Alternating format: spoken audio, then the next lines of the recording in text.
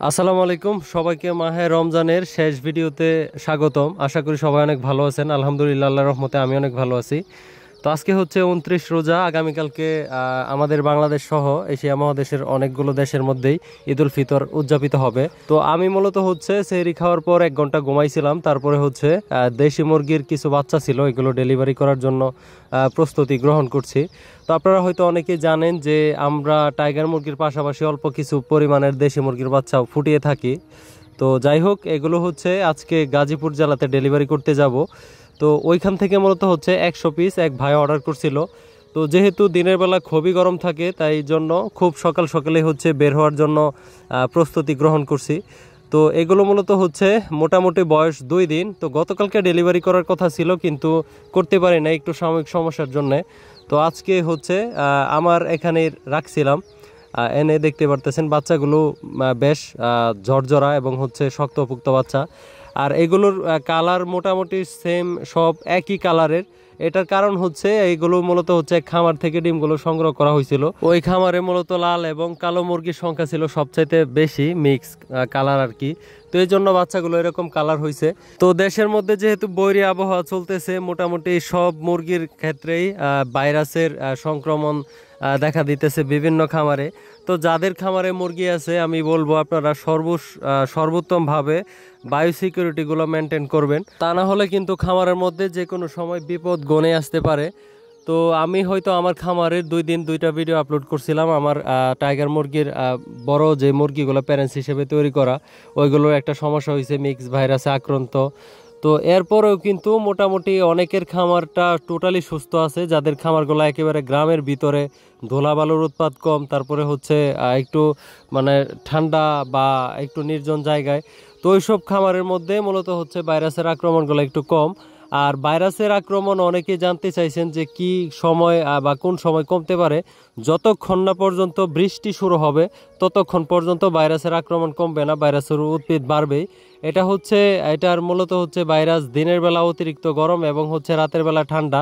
এজন্য হচ্ছে মুরগির ঠান্ডা রোগ দিয়ে মূলত হচ্ছে H5 H9 এই ভাইরাসগুলো হচ্ছে আক্রমণ করে থাকে।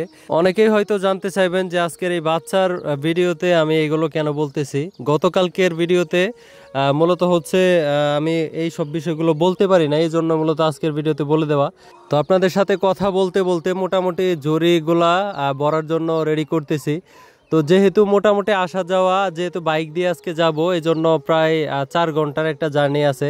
তো সকাল সকাল যাওয়ার উদ্দেশ্য হচ্ছে রাস্তাঘাটে একটু জ্যামের পরিমাণও কম থাকবে। জানি না কি পরিমাণ জ্যাম থাকে, তারপরেও সাহস করে বের হওয়া লাগবে। তো যেহেতু ভাইকে ঈদের আগে ডেলিভারি করার কথা ছিল, আর আগামীকালকে যেহেতু ঈদের দিন, তো আগামীকালকে চাইলেও মূলত হচ্ছে ডেলিভারি করতে পারবো না।